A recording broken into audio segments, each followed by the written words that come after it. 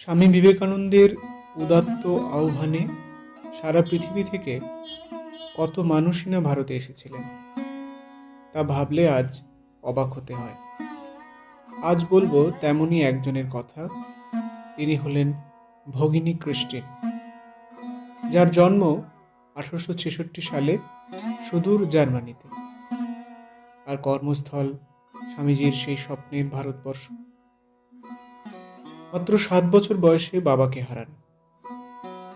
তারপর বড় হওয়া, সংসারের দায়িত্ব সামলানো, শিক্ষকতা করা, এইসব নানান ব্যস্ততার মধ্যেও তার মনের গোপনে দুটি জিজ্ঞাসা প্রবলভাবেই ছিল। একটি হলো ধর্ম কি, আর ঈশ্বরই বা কোথায়। সেই জিজ্ঞাসা দূর করেছিলেন স্বামী বিবেকানন্দ। 27 বছর বয়সে স্বামীজির সঙ্গে যখন তার প্রথম পরিচয় হয়, স্বামীজিকে দেখে তিনি প্রশ্ন করেছিলেন, যিশু যদি এখনো এই পৃথিবীতে থাকতেন, তার কাছে যেমন উপদেশ চাইতে যেতাম, সেরকম আপনার কাছে এসেছি। স্বামীজি সে কথা শুনে উত্তর করেছিলেন, কেবল যীশুখ্রিস্টের মতন এই মুহূর্তে আপনাদের মুক্ত করে দেওয়ার মতো ক্ষমতা যদি আমার থাকত।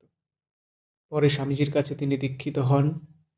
স্বামীজি তার দীক্ষিত শিষ্যা ভগিনী ক্রিস্টিনকে জীবনের পথ চিঠিপত্রের মাধ্যমে জানিয়ে দিতেন। তেমনই একটি চিঠিতে স্বামীজি একটি ছোট্ট কবিতা লিখে পাঠিয়েছিলেন। সেই কবিতায় ছিল, তবু প্রশান্ত বিকশিত থাকো, পবিত্র মধুময় থাকো অবিচল আপনার মহিমায়। দাও ঢেলে দাও স্নিগ্ধ উদার মধু সৌরভ তব, চিরপ্রসন্ন অযাচিত করুণায়। স্বামীজির নির্দেশিত পথে ভারতবর্ষে তিনি এসে পৌঁছেছিলেন 1902 সালে।